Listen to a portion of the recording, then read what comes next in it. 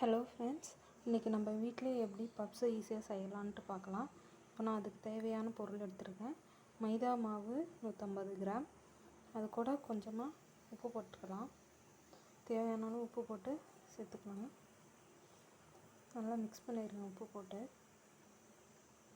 இப்போ இது கூடவே கொஞ்சமாக பட்டர் சேர்த்துக்கலாம். கரெக்டாக 1 ஸ்பூன் பட்டர் சேர்த்துக்கிறேன்.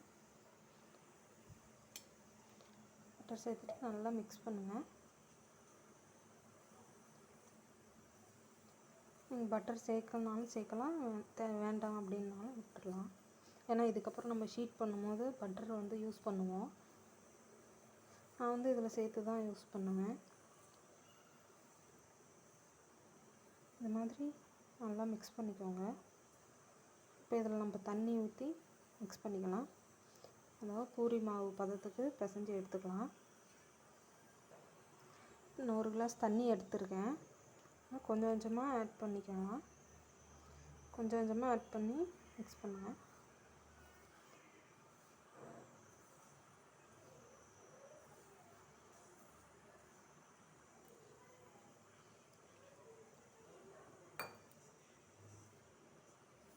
இந்த மாதிரி கொஞ்சம் கொஞ்சமாக மிக்ஸ் பண்ணுங்கள் தண்ணி ஊற்றி. பாருங்கள், இந்த அளவுக்கு நம்ம பிசைஞ்சு எடுத்துக்கலாம். இப்போ காயாமல் இருக்கிறதுக்காக கொஞ்சமாக நான் எண்ணெய் தடவிக்கிறேன். கொஞ்சமாக போடுங்க, காயாமல் இருக்கிறதுக்காக தான் போடுறோம். எண்ணெய் போட்டு நல்லா மிக்ஸ் பண்ணிக்கோங்க.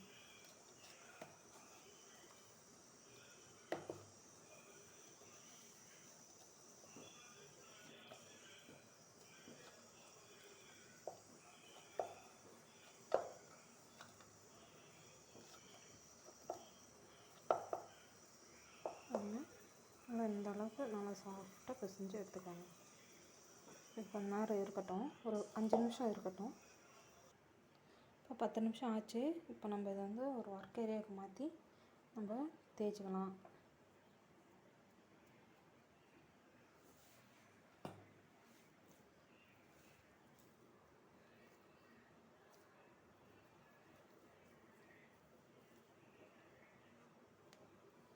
பாதியாக பிரிச்சுக்கோங்க.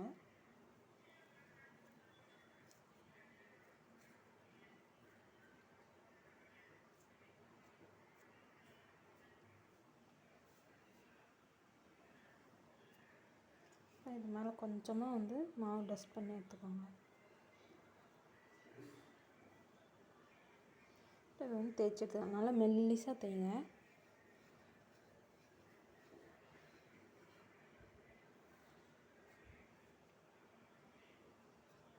அப்பளம் எவ்வளோ மெல்லிசாக இருக்குது அந்த மாதிரி மெல்லிசாக தேய்ங்க. அப்போ தான் லேயராக நல்லா வரும்.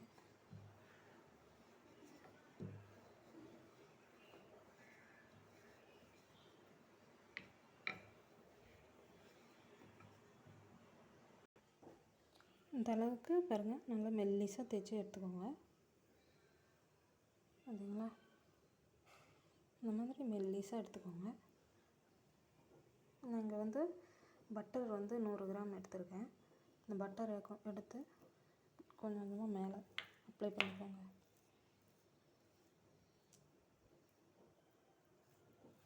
நல்லா எல்லா இடத்துலையும் ஈவனாக வர்ற மாதிரி அப்ளை பண்ணிக்கோங்க.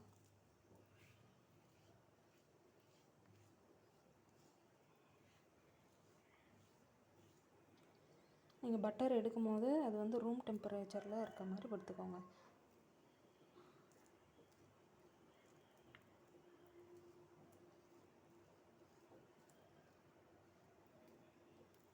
இந்த மாதிரி பாருங்கள், ஃபுல்லாக எல்லா இடத்துலையும் ஸ்ப்ரெட் பண்ணி விடுங்க. எல்லா மூலையிலையும் ஸ்ப்ரெட் பண்ணிவிட்டு இது தனியாக எடுத்து வச்சுக்கலாம். அடுத்து இன்னொரு லேயர் நம்ம தைக்கணும்.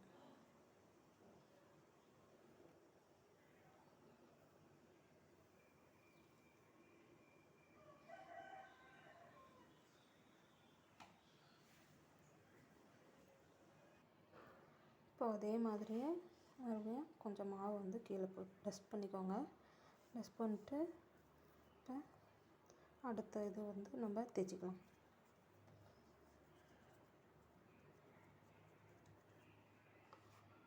மேலே கொஞ்சமாக டஸ்ட் பண்ணிக்கோங்க. இப்போ நம்ம ஃபஸ்ட்டு இது எப்படி நம்ம வந்து தேய்ச்சோமோ அதே மாதிரி இதையும் மெல்லிஸாக தேய்க்கணும்.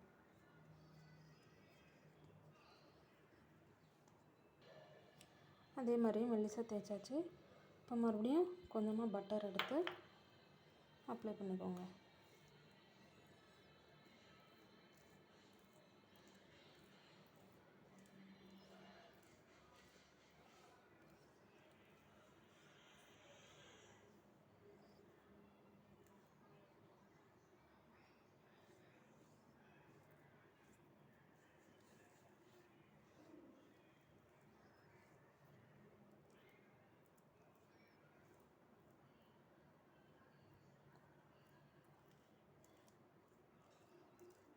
சரிங்களா? இந்த மாதிரி ஈவனாக அப்ளை பண்ணிக்கோங்க.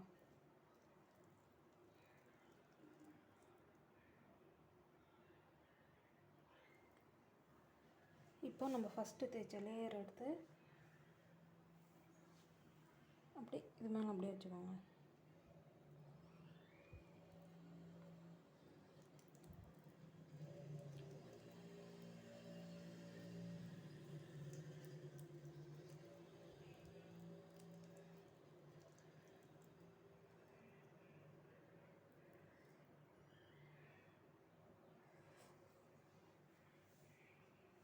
வச்சாச்சு.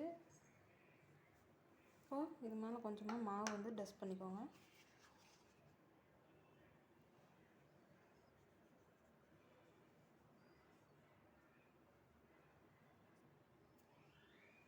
இந்த மாதிரி டஸ்ட் பண்ணிக்கோங்க.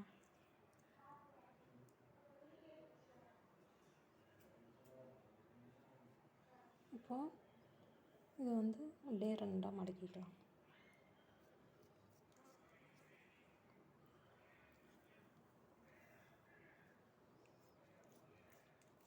இந்த மாதிரி மடக்கிட்டு இப்போ இது மேலே கொஞ்சமாக வந்து பட்டர் அப்ளை பண்ணிக்கோங்க.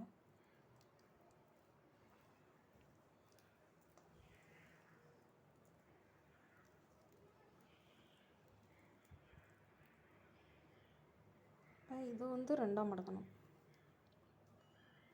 இந்த பக்கம் பாதி, அப்புறம் இந்த பாதி.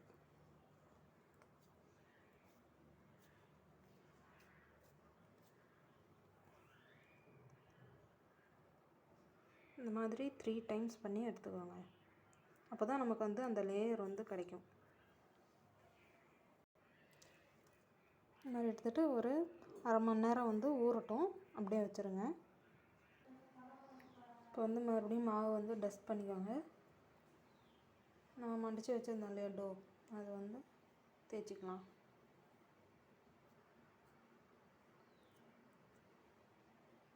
மேலே கொஞ்சம் மாவு போட்டுக்கோங்க.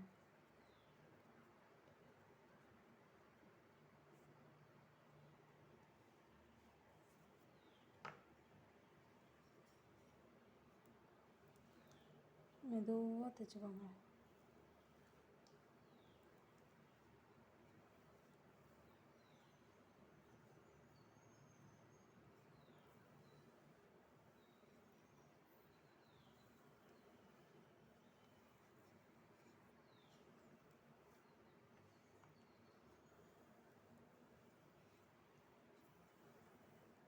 நல்லா ஸ்கொயர் டைப்பில் தேய்ச்சிக்கோங்க மெல்லிஸாக.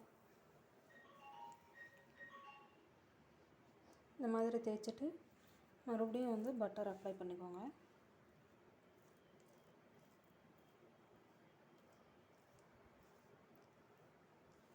ஏன் அப்ளை பண்ணுறோம்னா, நம்ம ஒவ்வொரு லேயராக மடிக்கிறோம் பார்த்தீங்களா, நம்ம பேக் பண்ணும்போது இந்த பட்டர் வந்து அதை வந்து நம்மளுக்கு பேக் ஆகி கொடுக்கும். அப்போ தான் நல்லா கிறிஸ்பியாக லேயராக வரும்.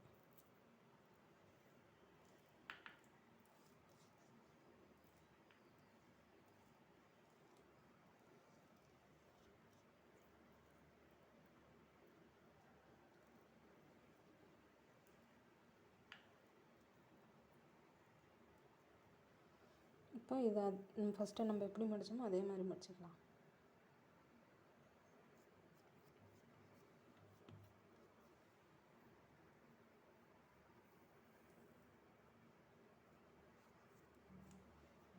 இப்போ இது மேலே பட்டர் கொஞ்சமாக அப்ளை பண்ணிக்கோங்க.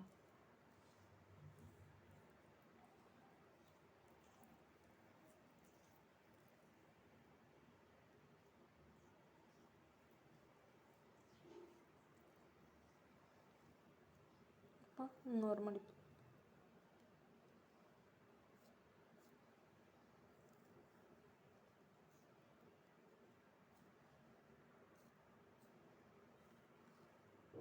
தூண்டிங்களா?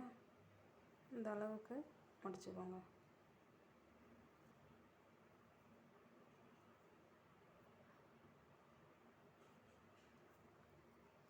இப்போ இது இன்னொரு 10 நிமிஷம் ஊறட்டும். நம்ம 3rd டைம் வந்து தேய்ச்சிக்கிறோம்.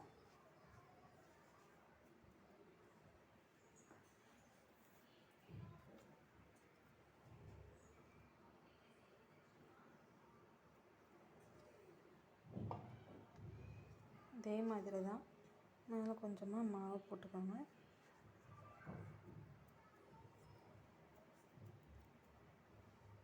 ரொம்ப அழுத்தம் கொடுக்காமல் லைட்டாக வச்சு தேய்ச்சி கொடுங்க.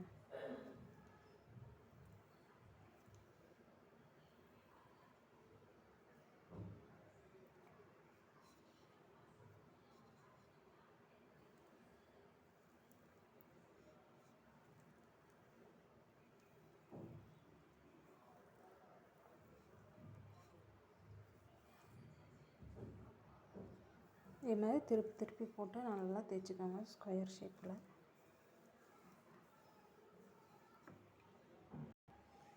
இந்த மாதிரி தேய்ச்சிட்டு அப்படியே வந்து அப்ளை பண்ணிக்கோங்க பட்டரு.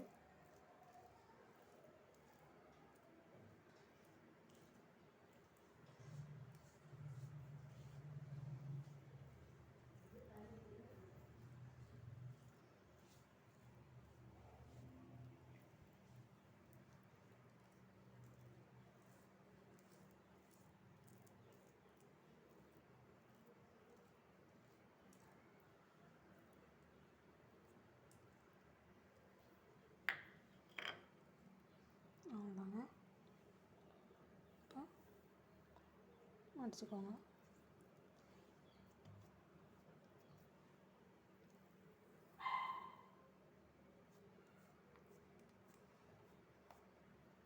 ஃபஸ்ட்டு நம்ம எப்படி மடிக்கிறோமோ அதே மாதிரி தாங்க, அதே மாதிரியே மடிச்சுக்கோங்க.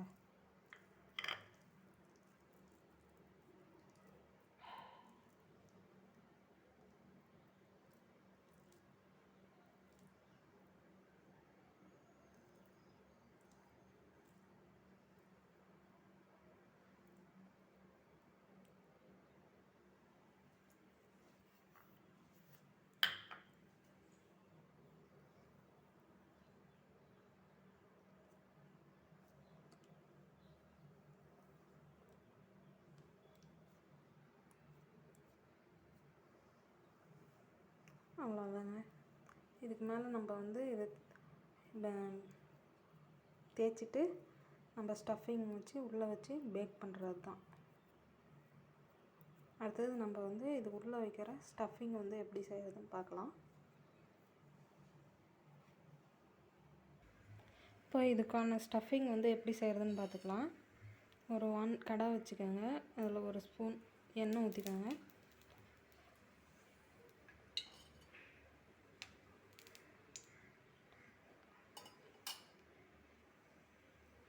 எண்ணெய் காஞ்சதும் வந்து மீடியம் சைஸ் வெங்காயம் வந்து கட் பண்ணி வச்சுருக்கேன், அதை போட்டுக்கலாம்.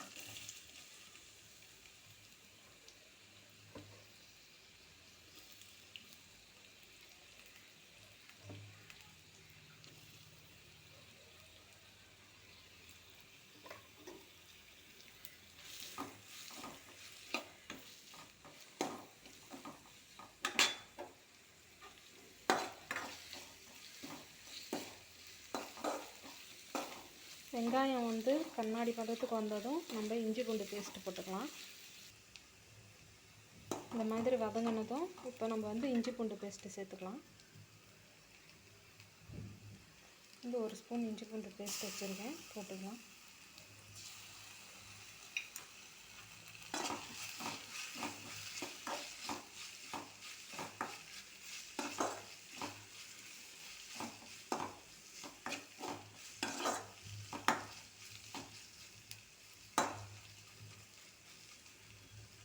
இப்போ இதில் வந்து நான் ஒரு சின்னதாக ஒரு தக்காளி கட் பண்ணி வச்சுருக்கேன், அதையும் போட்டுக்கலாம்.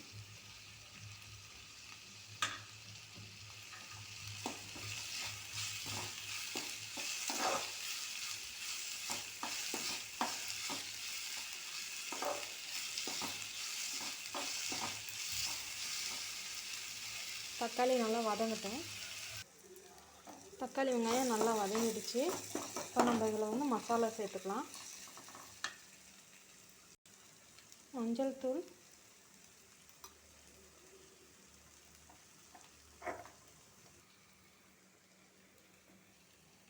காரத்துக்கு தேவையான அளவு மிளகாய்த்தூள், தேவையான அளவு உப்பு போட்டுக்கோங்க. இப்போ இதை வந்து நல்லா மிக்ஸ் பண்ணிக்கோங்க.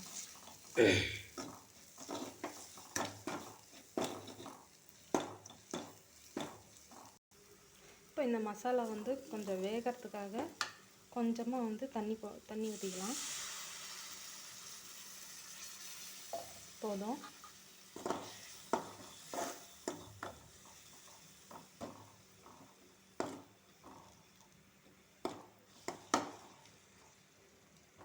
மசாலா வந்ததும் நமக்கு தேவையான வெஜிடபிள்ஸை ஆட் பண்ணிக்கலாம். உருளைக்கிழங்கு வேக வச்சு மேஷ் பண்ணி எடுத்து வச்சுருக்கேன், அதை போட்டுக்கலாம். உங்களுக்கு என்ன வெஜிடபிள்ஸ் வந்து வேணுமோ நீங்கள் வந்து ஆட் பண்ணிக்கலாம். பீன்ஸு, கேரட்டு, பட்டாணி, பீட்ரூட்டு, இந்த மாதிரி உங்களுக்கு என்ன வெஜிடபிள்ஸ் பிடிக்குமோ நீங்கள் வந்து ஆட் பண்ணிக்கலாம். இப்போ இதை வந்து நல்லா மிக்ஸ் பண்ணிடுங்க. இந்த மசாலாலாம் இதுக்குள்ளே இறங்கணும்.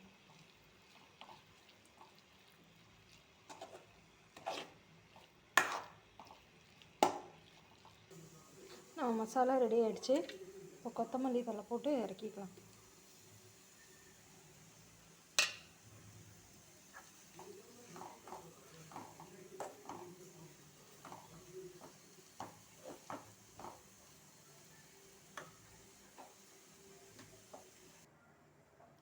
இப்போ நம்ம ரெடி பண்ணி வச்சுருக்க டோ வந்து நம்ம தேய்ச்சி எடுத்துக்கலாம்.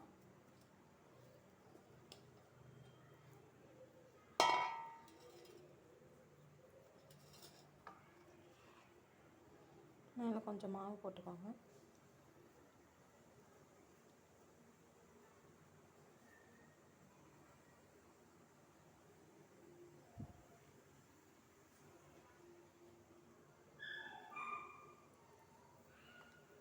நல்லா ஸ்கொயர் ஷேப்புக்கு தேய்ச்சி எடுத்துக்கலாம்.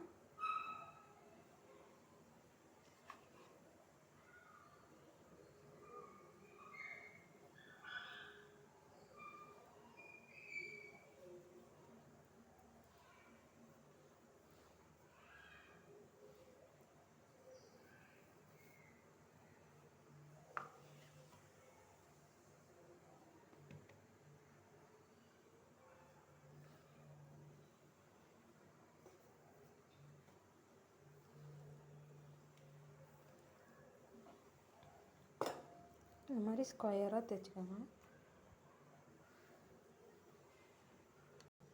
இந்த மாதிரி தேய்ச்சிக்கோங்க. இப்போ வந்து நம்ம தேவையான சைஸுக்கு நம்ம கட் பண்ணி எடுத்துக்கலாம்.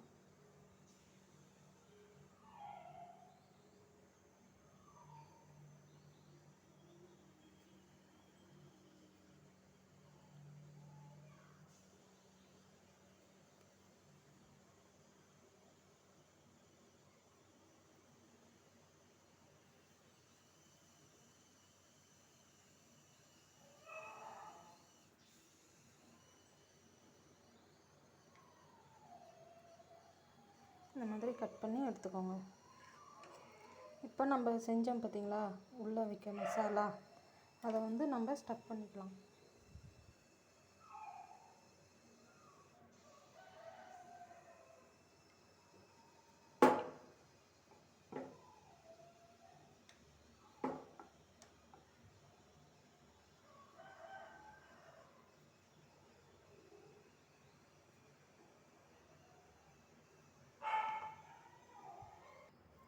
இந்த மாதிரி செஞ்சு நீங்கள் வந்து ஃப்ரீசரில் கூட ஸ்டோர் பண்ணி வச்சுக்கலாம்.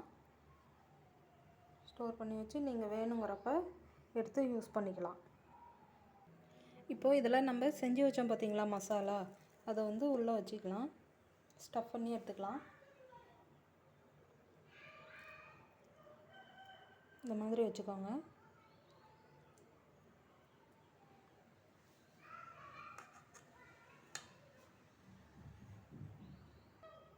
நான் வந்து எக் பப்ஸ் செய்கிறேன். எக் பப்ஸ் செய்கிறதுனால நான் வந்து மசாலா வச்சு அதுக்கு மேலே முட்டையை வச்சுக்கோங்க. முட்டையை பாயில் பண்ணிட்டு அதை 2ஆக கட் பண்ணிவிட்டு மசாலா வச்சுட்டு அப்படியே க்ளோஸ் பண்ணிக்கோங்க.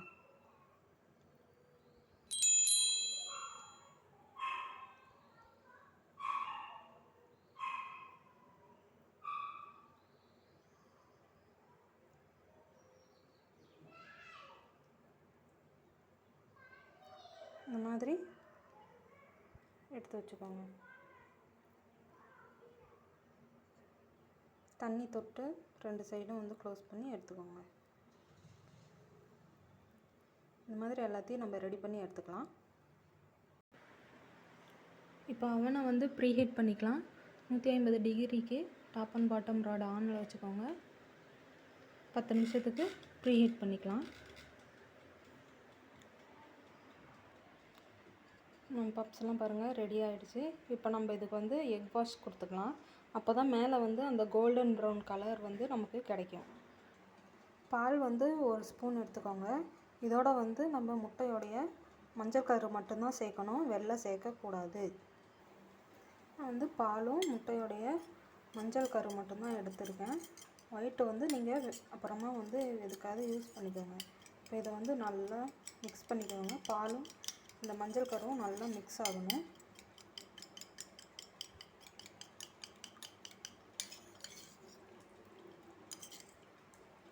மஞ்சள் மட்டும்தான் சேர்க்கணும், ஒயிட்டு வந்து சேர்க்காதீங்க. ஏன்னா மஞ்சள் கரு தான் வந்து மேலே வந்து நமக்கு அந்த கோல்டன் ப்ரௌன் கலர் கொடுக்கறது. மஞ்சள் கரு மட்டும்தான், ஒயிட்டு வேண்டாம். இப்போ வந்து நம்ம எக் வாஷ் கொடுத்துடலாம்.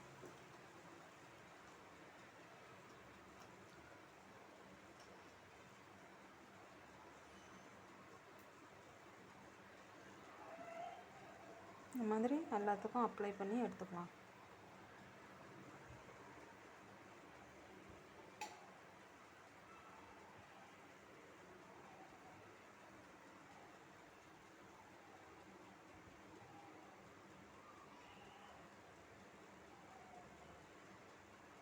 இந்த மாதிரி எல்லாத்துக்குமே ஈவனாக வந்து ஸ்ப்ரெட் பண்ணிவிட்டு எடுத்துக்கோங்க. இப்போ ப்ரீஹீட் ஆகிடுச்சு. நம்ம சென்டர் ரேக்கில் வச்சுக்கோங்க. சென்டர் ரேக்கில் வச்சுட்டு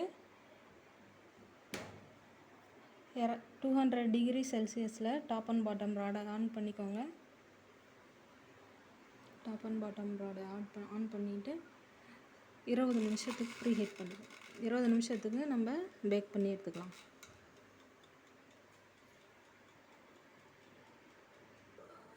பார்த்திங்கன்னா நம்மளோட பப்ஸ் எல்லாம் ரெடி ஆகிடுச்சு. கோல்டன் ப்ரௌனில் நல்லா வந்திருக்கு பாருங்கள். நம்ம இப்படி தான் ஈஸியாக வீட்டிலேயே நம்ம செஞ்சு ஹெல்த்தியாக சாப்பிட்டுக்கலாம். மைதா வேண்டான்னா நீங்கள் வந்து கோதுமையில் கூட செஞ்சு சாப்பிட்லாம். இல்லைங்களா?